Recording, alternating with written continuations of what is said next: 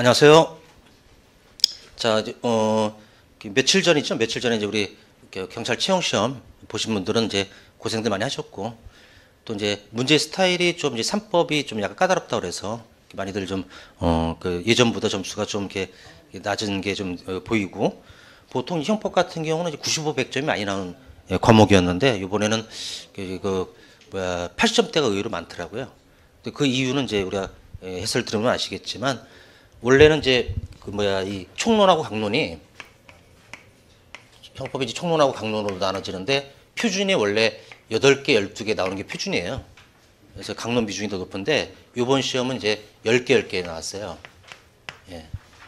그리고 이제 우리가 근데 학생들이 오해하시는 게 뭐냐면은 이제 총론이 이제 10개 나오긴 했지만도 뭐 이론이나 학설이 많이 나왔다라고 그러는데 그렇지는 않고 학설 문제는 순수 학설 문제는 좀 이제 한 개, 그다음에 이제 한 두 개 문제 이제 지문이 좀 섞여 있는 정도로 해서 여전히 이제 판례가 제일 중요해요. 근데 상대적으로 강론은 좀 쉬웠어요. 예, 같이 공부한 분들은 아마 강론 쪽은 이제 많이 맞췄을 것 같은데 우리 저기 UFC 강론은 몇 개 틀린 거? 앞에도 2개 틀리고 뒤 강론 다 맞죠? 요게 이제 표준이에요. 그래서 9점 나왔을 텐데. 예, 그래도 여기도 이제 지난번에도 같이 호흡을 맞췄던 1차 대비 그 이제 친한 이제 제자인데 여기 친동생 쌍둥이 친동생이 또 이제 현직이에요. 그래가지고 이제 저랑 같이 공부했다가 이제 쌍둥이 형이 이제 공부한다 그러니까 이제 소개줘서 또 같이 만나서 호흡 맞췄는데 준비 기간은 짧아요. 그거 이제 이 준비 기간은 어떻게 몇 달 안 됐을 텐데 아마 올해 1월부터 1월부터 해가지고 예, 9점 나왔으니까 형법은 걱정하지 마세요.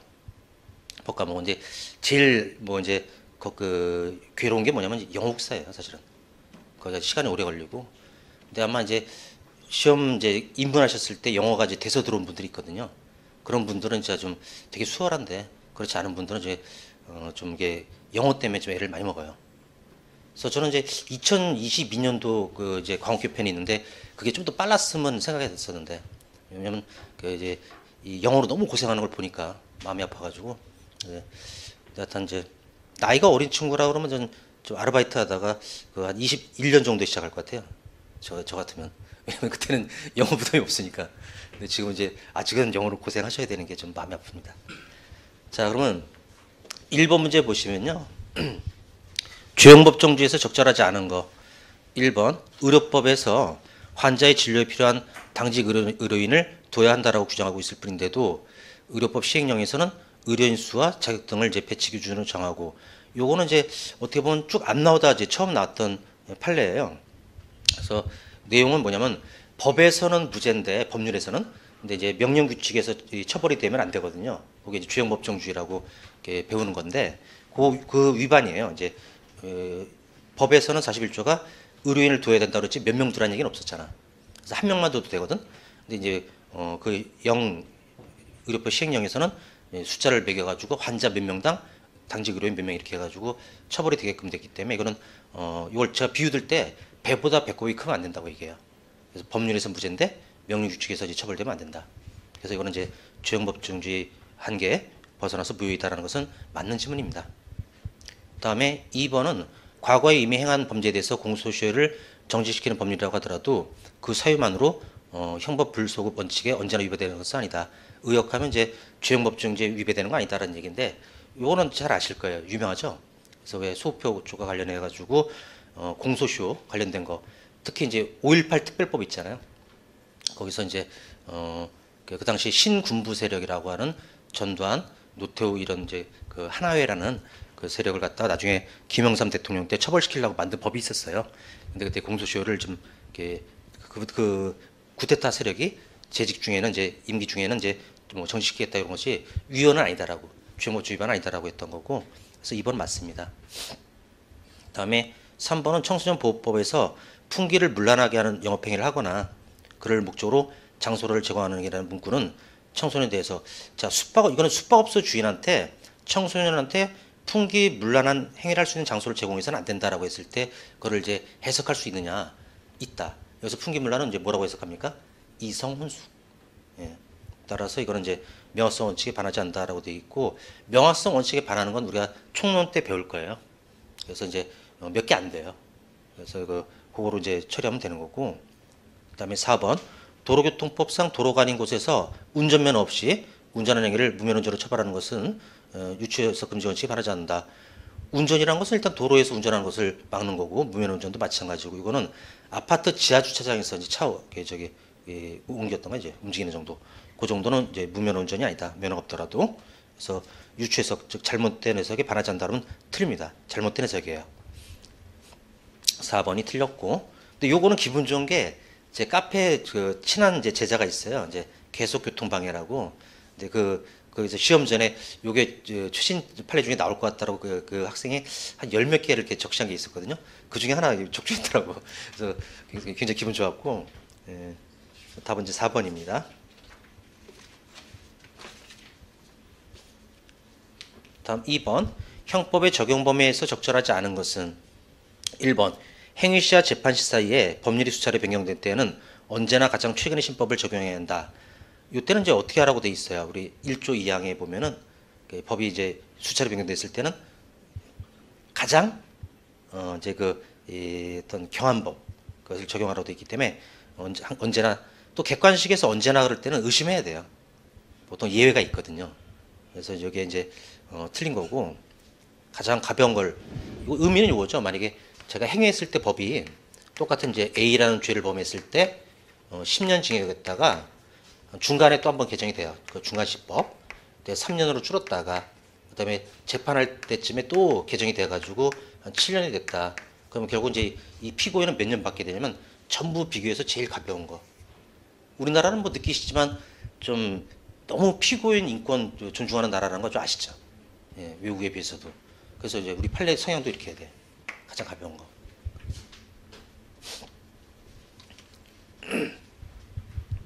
다음에 2번 이제 답은 1번이었고요. 2번은 죄를 지어서 외국에서 형의 전부 또는 일부가 집행된 사람에 대해서는 집행된 형의 전부 또는 일부를 선고하는 형에 산입한다.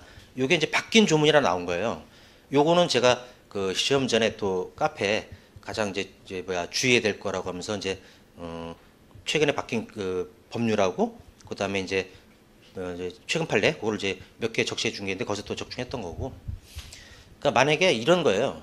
그러니까 이제 뭐 이제 미국에서 만약에 어떤 자기가 범죄를 해서 이제 징역을 10년 살고 왔어 우리나라에. 그럼 우리나라에서 어떻게 하냐면 또 재판해요. 그러면서 이제 형을 매길 때 그 10년은 까주는 거야. 만약 15년 나올 거라면 이제 10년 까고 5년만 이렇게 해주는 정도로. 뭘 필요적 산입이라고 그래요. 반드시 산입해 주는 거고. 옛날에는 이제 그 할 수 있다 이렇게 해가지고 산입하거나 말고를 법원이 마음대로 했었는데 지금은 이제 아예 그냥 100% 산입해 주는 거로. 또 요거의 최근 판례도 있었죠. 그 특이한 사례. 우리 아마 저기 그 UFC 친구는 기억할 텐데. 그 필리핀에서 그 살인죄 혐의로 1심, 2심에서는 유죄였다가 한국 사람인데 그 3심에서 무죄가 된 거야. 근데 이제 필리핀에서 5년 정도 이렇게 걸렸거든. 그럼 이제 교도소에 수감돼 있다가 마지막에 최종 거기 대법원에서는 무죄가 돼서 왔을 때 그 5년을 까줄 거냐? 까줄까 말까? 안 까줘요, 그거는. 왜냐면 유죄일 때만 까준 거야. 유죄했던 그 유죄로 이제 형을 받았을 때만. 그것도 최근 판례가 있었고. 3번은 피고인이 뉴질랜드 시민권을 취득함으로써 우리나라 국적을 상실한 후 뉴질랜드에서 이제 대한민국 국민에 대해서 사기죄를 범한 경우 이제는 외국인이 됐죠. 이 사람은. 그래서 피고인은 뉴질랜드 시민권을 취득한 외국인이고, 근데 우리나라 사람한테 사기를 쳤을 때 그때는 이제 형법 6조 보호주의에 따라 우리 형법을 적용할 수 있다. 맞아요.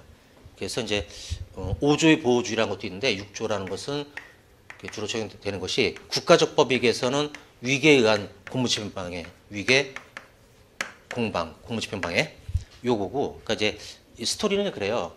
그러니까 우리나라에서 불법 체류로 쫓겨난 중국인이 그다음에 우리나라에 또 들어오고 싶어가지고 이제 외국 다른 사람 신분증으로 속여서 들어온 거야. 위계란 것은 이제 잘 속였다는 뜻이거든. 그런 거로 이제 공방해 이것도 6조로 적용한 적이 있고, 또 개인적 법익 주로 개인에 대한 범죄에서는 이제 해상 강도 쪽하고 그다음에 이제 사기죄가 적용된 적이 있어요. 이건 뭐냐면 이제 외국인이 외국에서 범죄했을 때도 우리나라 개인한테 범죄하거나 우리 국가한테 하거나 그거는 이제 처벌시키겠다라고. 그래서 사기랑 해상도는 이제 유명한 게 바로 페스카마오 사건이라고 조선족들이 우리나라 원형어선 타가지고 태평양쯤에서 우리나라 선원들을 한 명씩 그 밤에 갑판으로 불어넣은 다음에 칼로 찔러 죽이고 시신을 바다에 빠뜨리고 그 배를 탈취해서 가다가 나중에 잡힌 거야. 그거랑 또 소말리아 해적 사건. 그것도 이제 우리나라에서 재판했죠. 예. 사기랑 그 얘기고, 그래서 해사 요거. 다음에 형법은 세계주의에 관한 규정을 두고 있다. 요게 이제 비교적 최근에 도입됐죠. 무슨 죄인지 혹시 기억나? 세계주의가 적용되는 거. 약취유인에 들어왔죠. 납치하거나 유괴하는 죄. 요거는 이제 세계주의라는 게 뭐냐면 우리나라랑 아무 관련이 없어요. 이거 세계주의라는 것은 그래도 재판할 수 있다. 예를 들어서 중국 사람이 먼 바다에서 공해상에서 우리나라 바다 말고 영해 말고 거기서 필리핀 사람을 납치한 거야. 예, 해상 그런 데서 그래도 이제 우리나라 해경이 우연히 발견하면 데려다 재판할 수 있다는 거야. 이런 거는 이제 형소에서도 배울 거예요.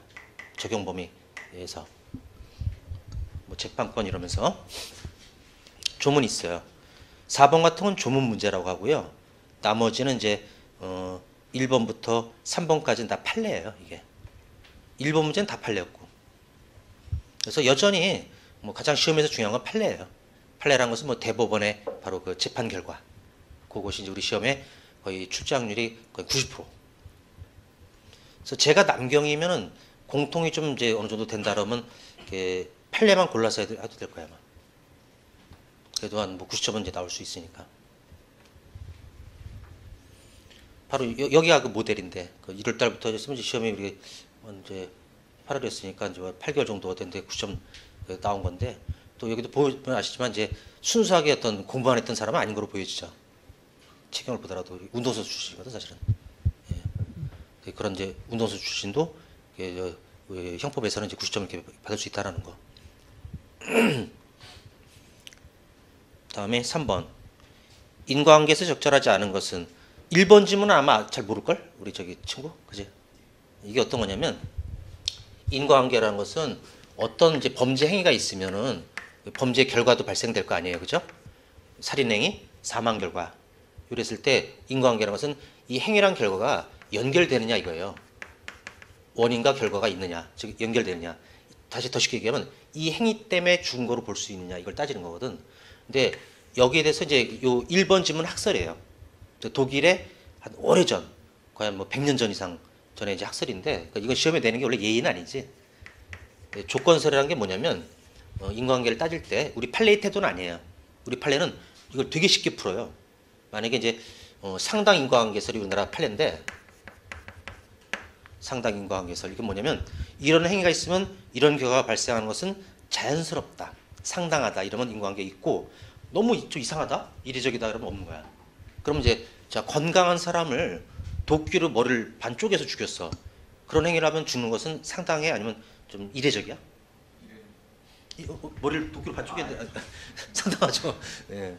그래서 그럴 때 인과관계 있는 거고, 근데 만약에 이제 없는 거는 그게 뭐야, 가볍게 수업 시간에 땡땡이 친 고등학생을 선생님이 화가 나서 따귀한테 때렸어. 따귀를 딱 때렸는데 세상에 얘가 넘어지면서 머리가 퍽 하고 터진 거야. 죽었어요. 뇌수가 흘러나와가지고. 왜 그러냐 했더니 우리 해골 두께가, 두개골 두께가 이제 보통 0.5cm거든요 표준이. 근데 거기는 0.05cm야. 너무 그러니까 10분의 1밖에 안 되지. 근데 또 불행히도 뇌에 물혹, 그 뇌수종이라는 게 자라고 있어가지고 압력이 이제 팽팽했던 거예요. 뇌가 막 커지고 있으니까. 그러니까 이제 터져버리죠. 자, 그러면 가볍게 뺨 한 대 툭 쳤는데 머리가 펑. 자연스러워요? 아니면 이례적이에요? 그렇죠. 이럴 때 인과관계 없다라는 거예요. 그러니까 우리 판례는 되게 쉽게 풀어요. 근데 이 조건설이라는 건 뭐냐면, 그러니까 이제 어떤 행위가 있고 이런 결과가 있을 때 이 행위를 빼면은 결과도 이제 사라진다. 그럼 인과관계 있다 이런 얘기거든. 여기 어렵죠. 비유를 들게 더 쉬운 비유로. 이렇게 그런 인형극 같은 것 중에서 여러분들 그런 걸 이제 간접적으로 본 적 있을 텐데, 그러니까 이제 왜 인형에 이제 줄이 보이지 않는 줄이 매달려가지고 줄이 매달려서 이제 여기 손이 있겠지. 그래서 막 손 움직이면 인형이 막 움직이는 이런 인형극. 이걸 마리오네트라고 하나 이걸? 이제 그런 것이면 자 봅시다. 이 손하고 이제 인형이 연결돼 있잖아요. 그러면 이 손을 무대 밖으로 쭉 빼면 어떻게? 인형도 사라지겠지. 왜? 연결돼 있으니까. 이해되죠?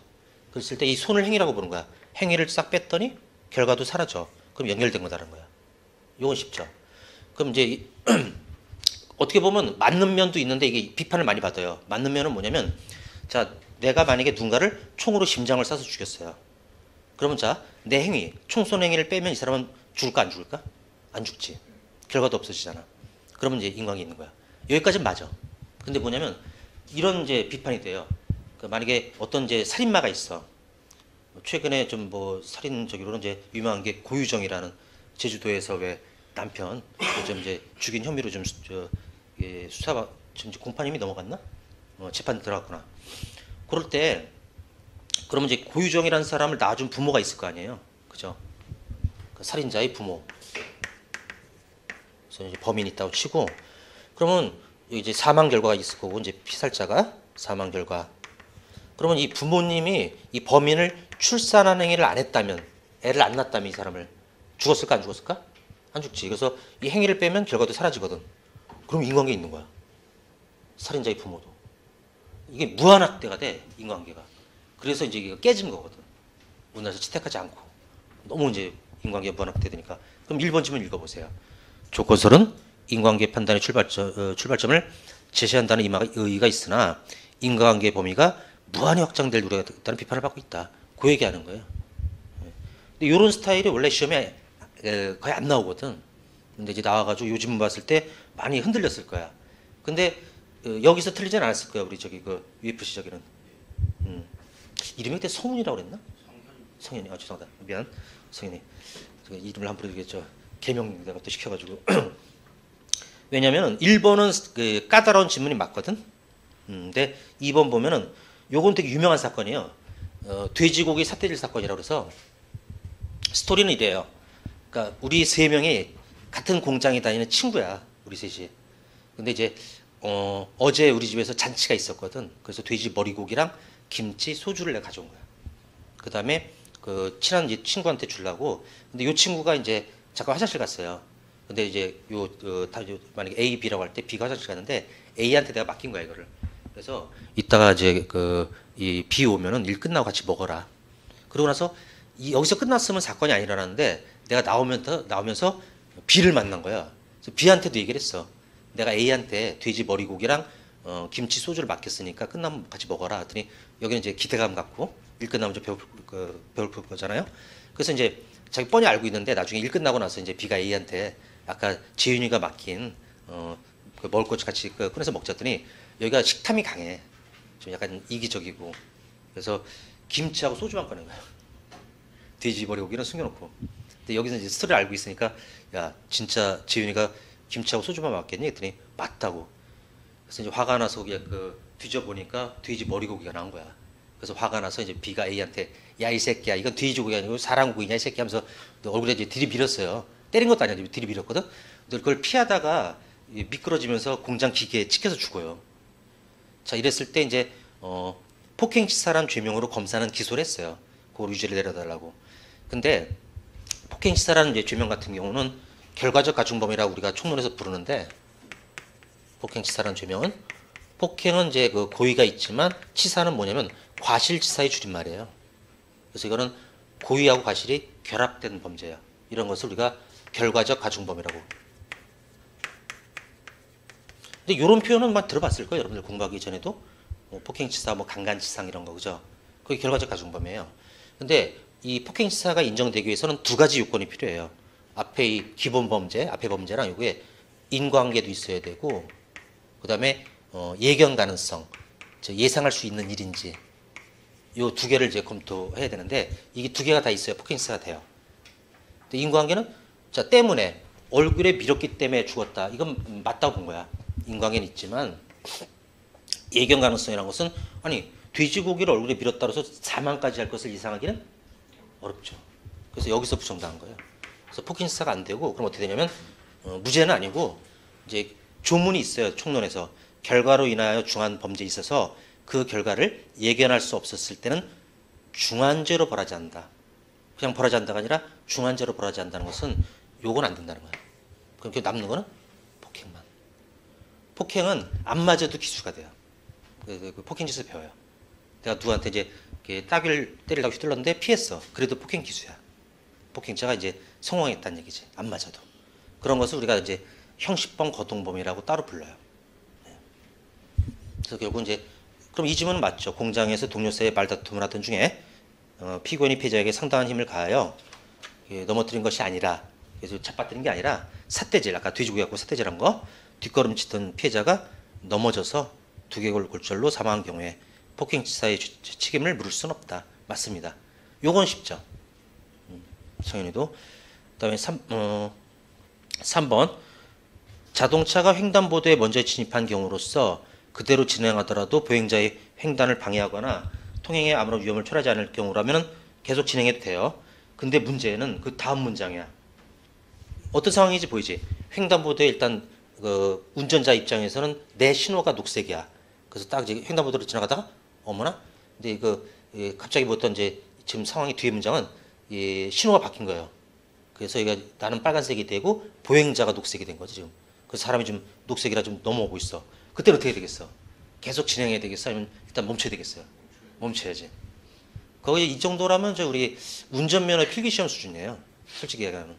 근데 그 다음 문장 보면 그래서 보행자가 신호가 녹색으로 바뀐 경우라도 그대로 진행할 수 있다. 이건 미친 거죠. 이걸 맞다고 생각하시면은 사람이 지금 건너고 있는데 계속 진행해라. 이런 얘기인데 그래서 이게 틀렸어요. 그때 이제 있다고 보아야 하므로 그 문장이 이제 틀린 겁니다. 거기서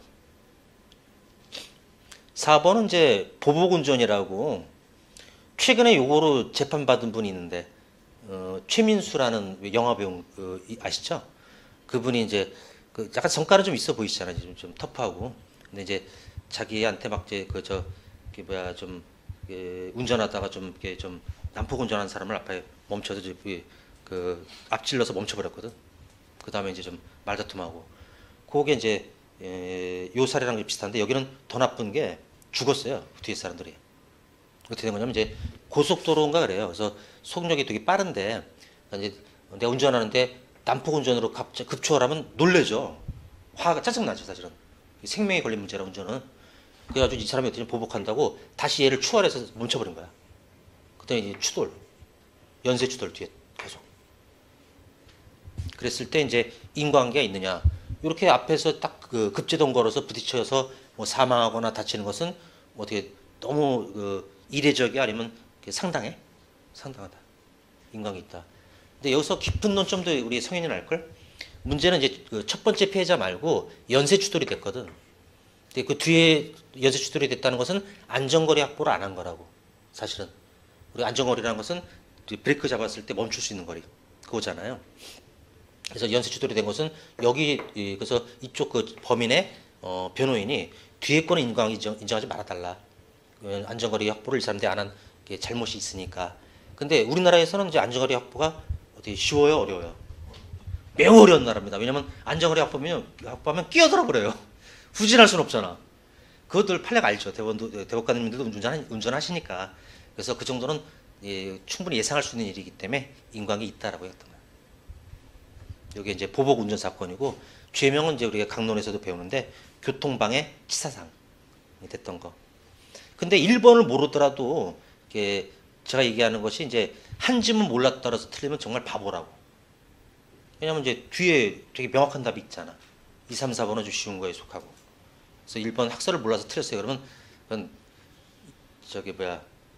정말 센스가 없고 아주 진짜 개새끼야.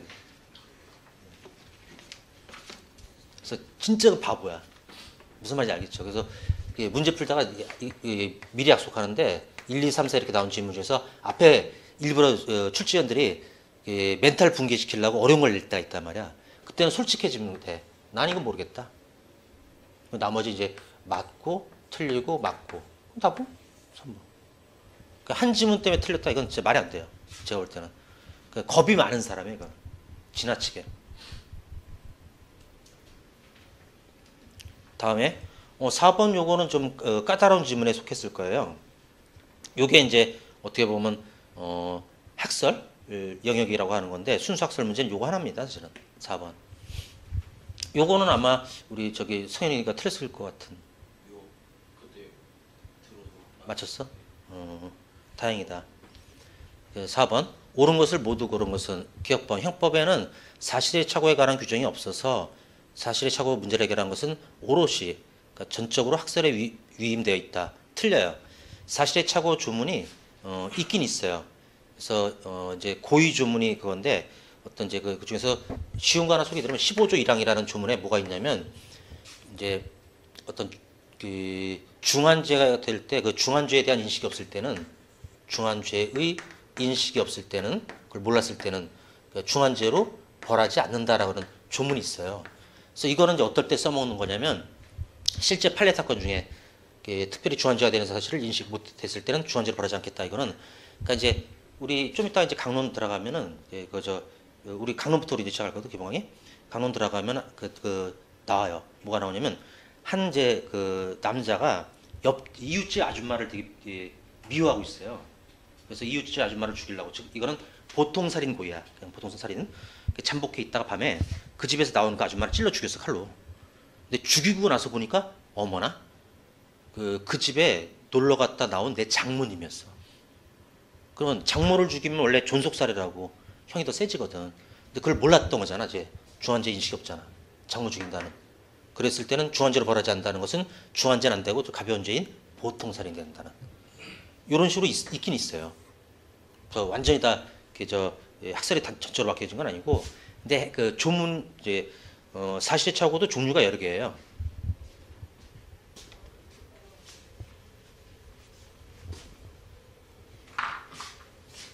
구속요건 착오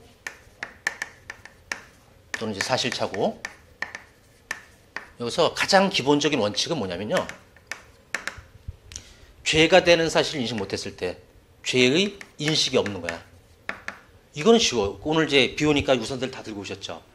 근데 그런 살면서 그런 경험 한 적 있지 않나요? 자기가 당했을 수도 있고 했을 수도 있는데 음식점 이런 데 가서 우산을 꽂아놨어. 또 제일 흔한 색이 이제 검정색이잖아. 근데 보니까 어머나 내 우산은 새 우산인데 헌 우산이 있어 검정게. 그거 당해본 분. 이거 당해봤구나. 한 분. 근데 알고 한 건 아니죠. 알고 있으면 절도예요. 근데 이제 그걸 모르고 아마 이제 색깔 비슷하니까 어떻게 들고 놨을 텐데, 그러니까 이제 절도의 인식이 없는 거야. 그때는 이제 어떻게 되냐면 고의가 아니라 일부러 한 게 아니라 실수한 거라고. 그거는 과실. 이게 이제 순수한 구속요건 착오의 원칙이에요. 근데 우리나라에는 실수를 처벌하는 죄는 형법에는 9개밖에 없어요. 예. 그래서 이제 과실절도 이런 건 없기 때문에 무죄가 돼버리는 거라고. 그거 하나 있고, 요런 얘기가. 또 하나는 바로 요거, 아까 이 두 번째 공식. 중한죄를 인식 못했을 때. 근데 중한죄로 벌하지 않겠다. 즉, 가벼운 죄로만 벌하겠다. 그 다음에 또 하나 뭐가 있냐면, 되게 지금 주의해야 될 부분이, 인식도 죄야. 자, 죄를 하고 싶었고, 결과도 죄야. 범죄거든? 근데 이게 똑같지는 않아. 이게 무슨 얘기냐면, 유명한 사건 중에서 뭐 이제 말씀드리면은, 시동생이 형수를 죽이고 싶어요. 그래서 소나무 몽둥이로 형수 이제 머리를 내리칩니다. 근데 형수가 이제 본능적으로 어떻게 피하게 되잖아. 근데 얻고 있던 갓난아인 조카 머리가 맞아 죽은 거야. 그럼 보자. 인식은 형수를 죽인다는 어떤 살인 고의라고. 그리고 조카 죽었어. 조카 죽어도 어떻게 살인 맞지? 살인의 어떤 이제 결과가 맞아. 근데 똑같진 않잖아. 그게 뭐냐면 나는 형수 죽이려고 그랬는데 조카. 이런 식으로. 이런 현상은 어떻게 할 것이냐. 요게 학설에 맡겨져 있는 거야. 또 이게 판례는 이제 판례대로 또 이제 해결을 하고 있고. 근데 판례랑 학설이 부딪힐 때는 우리가 시험에서 뭐를 따라야 돼요? 판례. 다툼이 있으면 판례감이라고 그래서. 근데 이제 요 현상이 이제 그러니까 넓게 말해서 구속요건 착오는 이렇게 세 덩어리가 있다라는 거. 근데 우리가 제일 좀 까다롭게 생각하는 건 여기지.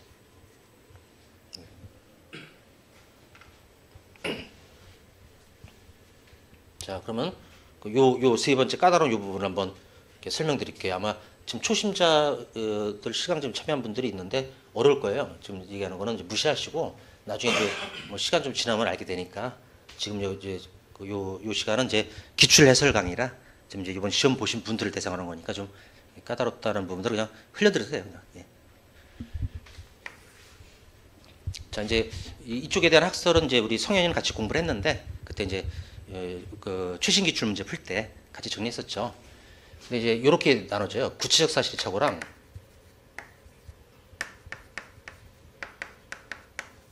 그다음에 추상적 사실의 착오.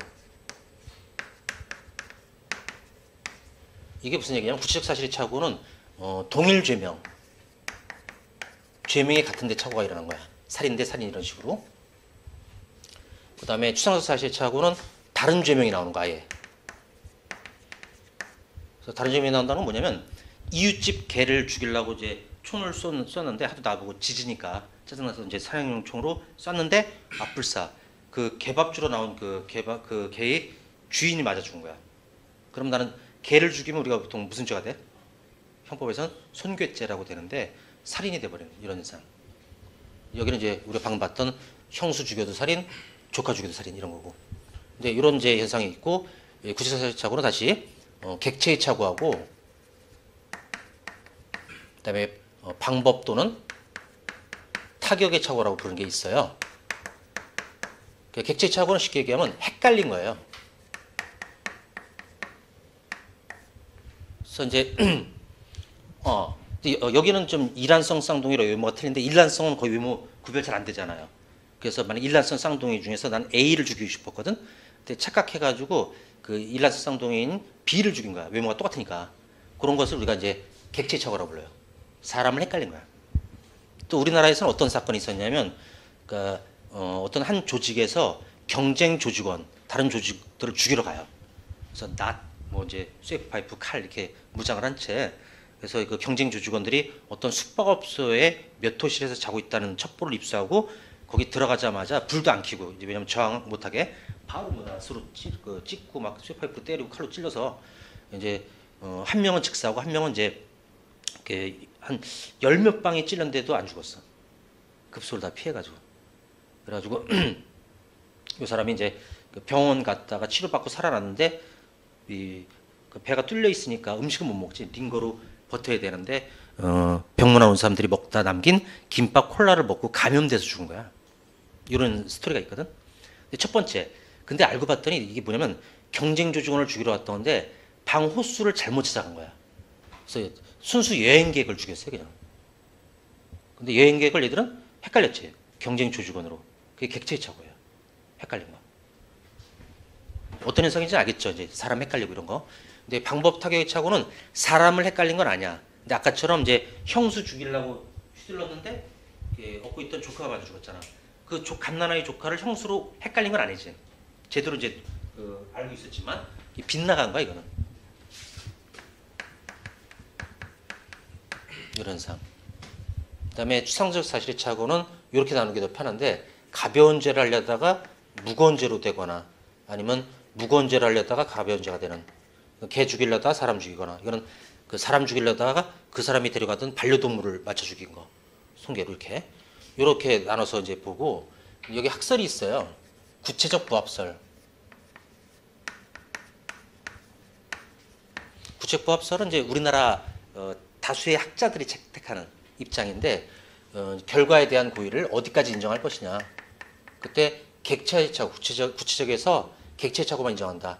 그때 이제 사람 헷갈린 건 자기들도 그 죽은 아까 얘기하면 경쟁 조직원인 줄 알고 여행객 죽였잖아. 여행객에 대한 살인 인정하겠다는 거야. 예. 그다음에 이제 빗나간 거 요거는 인정 안 하겠다. 그래서 형수 죽이려다 조카가 죽잖아요. 그럼 이제 결과 고의를 인정 안 한다는 얘기는 처음 형수한테만 고의를 인정한다는 얘기거든. 그럼 형수는 이제 살인 고의를 갖고 내리쳤는데 안 죽었잖아 형수는. 그러면 이제 살인 미수 실패한 거. 그다음에 그 결과 고의를 인정 안 하면 이제 갓난아이 조카에 대해서는 뭐 이제 그 고의가 아니라 과실이 되는 거지. 과실사. 이렇게 그 X가 되는 건 미수과실 이렇게 나가요. 다 XX 이렇게. 여기서 구체부합설은 여기만 인정하는 거. 바로 객체 착오만. 그다음에 법정적 부합설이라고 불리는 게 있는데 이게 우리나라 판례예요. 대법원 판례. 여기는 어떻게 인정하냐면 이 동일 죄명까지는 인정해요. 이렇게. 그래서 여기 아까 왜 형수 죽이려다 조카 죽였을 때도 조카에 대한 살인이 돼요. 근데 이 다른 죄명일 때는 인정 안 해요. 여기도 XX. 그럼 미수과실 이렇게 나와요. 예. 그다음에 시험은 원래 여기까지만 되는데 이번에 또 오버했어요. 추상적 부합설이라는 거 이제 나왔는데 추상적 부합설은요 일본의 소수설이에요. 우리나라도 아니고 일본에서도 다수설도 아니야. 그냥 소수 몇 명 학자가 주장했다 그냥 너무 황당한 얘기라고 그냥 비판받고 끝나버린 건데 그걸 이제 경감부에서도 한번 내더니 이 채용해서 그걸 내가지고 제가 굉장히 언짢은데 이거는 추상적 부합설은 뭐냐면요 일단 다 인정해요. 이런 식으로 돌아가는데 단 다른 죄명일 때는 경한죄 기수, 가변죄를 기수로 만들겠다. 가변죄를. 그러면 어떤 이제 이 얘기가 무슨 얘기냐면 자 경한죄 기수라는 얘기는 개를 손괴하려다가 중한죄인 살인이 됐잖아. 그럼 경한죄 기수라는 얘기는 손괴가 기수가 되는 거야. 그럼 손괴가 기수가 됐다는 얘기는 여기 고의를 인정한 거니까 살인에 대해서는 이제 과실치사 이렇게 나오고 그 다음에 중한죄를 살인하려고 그러다가 손괴가 됐다라고 하면 경한죄는 요거잖아. 손괴 기수가 되고 그 다음에 이제 살인에 대해서는 또 이제 경한죄 기수가 됐고 이거는 이제 미수가 되고 쏘리 여기 잘못 얘기했다 위에를 이 살인에 대해서는 그 고의 요걸 인정하고 그다음에 손괴 요것도 이제 기수가 되고 이런 식으로 되는 이런 이제 이 일본의 소설이라고 하는 건데 요건 좀 시험에 내는 게 좀 예의는 아니었던 거죠. 다음에 일단 지문 보시면은 기업번 아까 봤던 건데 사실 처벌 규정이 없어서 있긴 있어요. 근데 세 가지 유형 중에 이제 하나만 없는 거고 니은은 을을 살해할 의사로 을을 향해 총을 쐈으나 빗나가서 옆에 있던 병에게 명중하여 요거는 뭐냐면 지금 구체적에서 빗나갔으니까 방법의 착오예요. 예. 그때는 이제 구체적 부합설과 법정적 부합설의 결론이 다르죠. 그러니까 구체적 부합설은 여기가 X잖아요. 결과고 인정 안 하는. 근데 법정적 부합설은 O. 근데 여기는 다 똑같아요. 제2차고는. 맨 위에는. 네. 근데 아래 그래서 우리가 그렇게도 외웠는데 구체적 부합설하고 법정적 부합설의 차이가 나는 건 딱 이 부분이거든요. 여기 XX 똑같잖아요. 그죠? 근데 이거를 그래서 구체적에서 타격의 차고 구타는 바로 요 X로 다르다고. 구체적하고 법정적이 구타에서 다르다. 이렇게 얘기를 해요.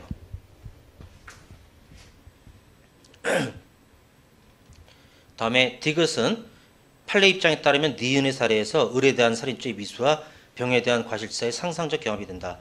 니은 사례? 니은 사례는 좀 반복의 착오거든요. 타격의 착오. 우리 판례로 하면 결과고의를 인정하잖아. 그래서 이제 죽은 사람에 대한 살인죄가 되죠. 그래서 이제 미수과실 게 아니고 그런 구체적 부합설입니다. 디귿은 틀렸고. 그다음에 추상적 부합설에 따르면은 니은의 사례에서 살인죄의 고의 기수가 성립한다.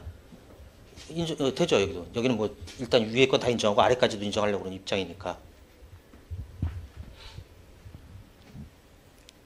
그래서 옳은 거 올라가면 이제 니은 리을 여기서 이제 답이 나왔어야 돼요.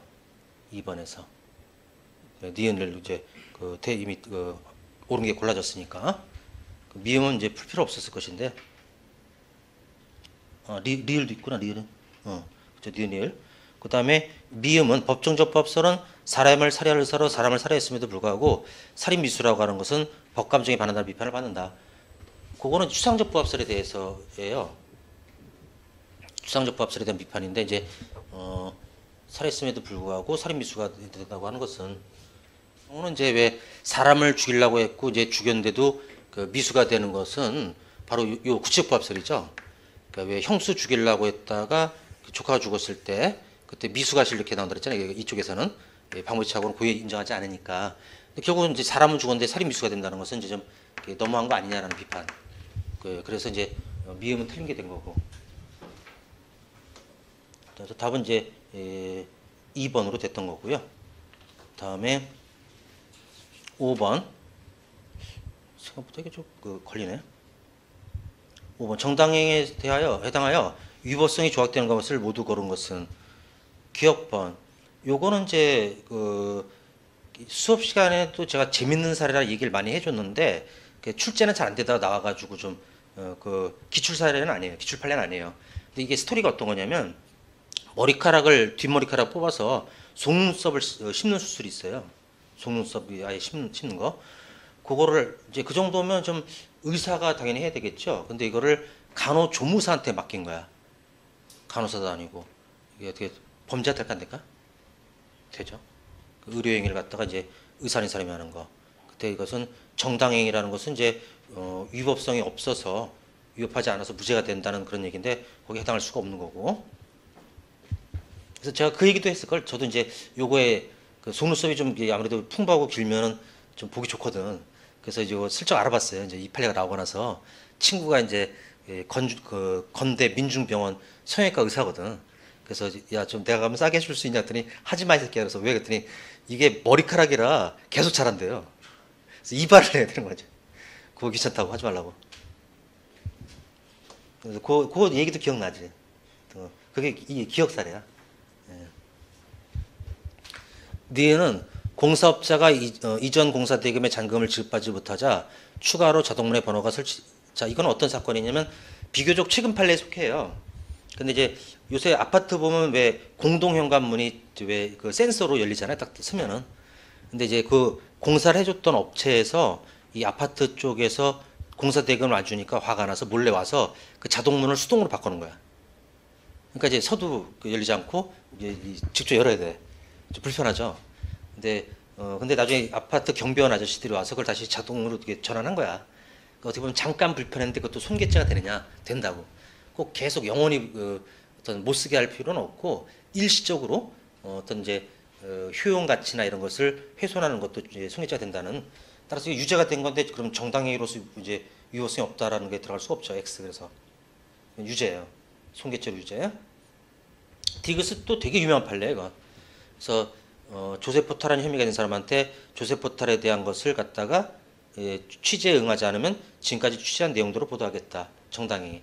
그래서 우리는 이걸 뭐라고 기억했냐면 취재한 대로 보도하겠다. 정당행위. 그렇게도 기억했어요. 짧게. 맞아요.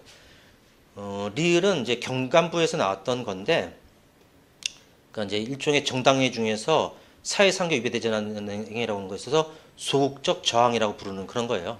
뭐냐면 스토리 딱 읽어보면 이제 내 딸이 이제 한 4살 어린 딸이 있는데 남자 어린 아이가 꼬맹이가 이제 그 실내 놀이터에서 또 매트도 깔려 있는 거기서 이제 내 딸이 갖고 놀고 있는 블록을 발로 차버리고 그래서 이제 그러지 마라라고 했더니 이제 얘가 와서 내 딸의 눈을 손가락으로 찌르는 거야 지금. 그 아빠 입장에서 어떻게 해? 딸 눈을 보호하기 위해서 이제 밀친 거지 이제. 이런 정도는 이제 정당이 돼요. 그걸 소극적 저항행위라고 해서. 그래서 디귿도 정당행위 맞아요. 그래서 이거를 우리는 뭐라고 했냐면 그 셋째 줄에 보면 따옴표 안에 아빠가 하는 말이 나와요. 하지마 그러면 안 되는 거야. 요거에 요걸 기억하려고 하지마 그러면 안 되는 거야. 정당행위 이렇게 또 기억했었어요.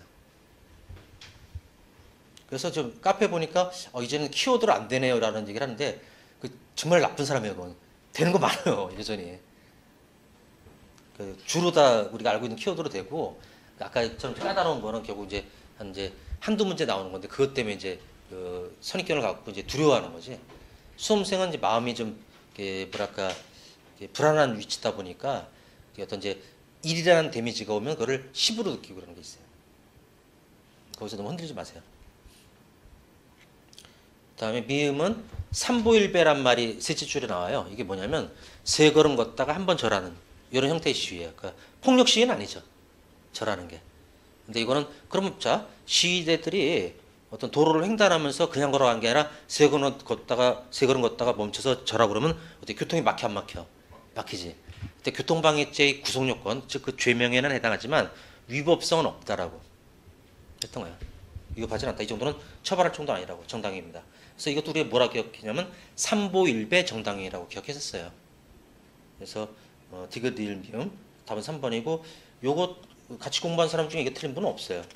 이거 틀린 분은 그 시험장에서 앞에 까다로운 그 문제 이런 것 때문에 좀 이게 멘탈이 흔들린 거예요.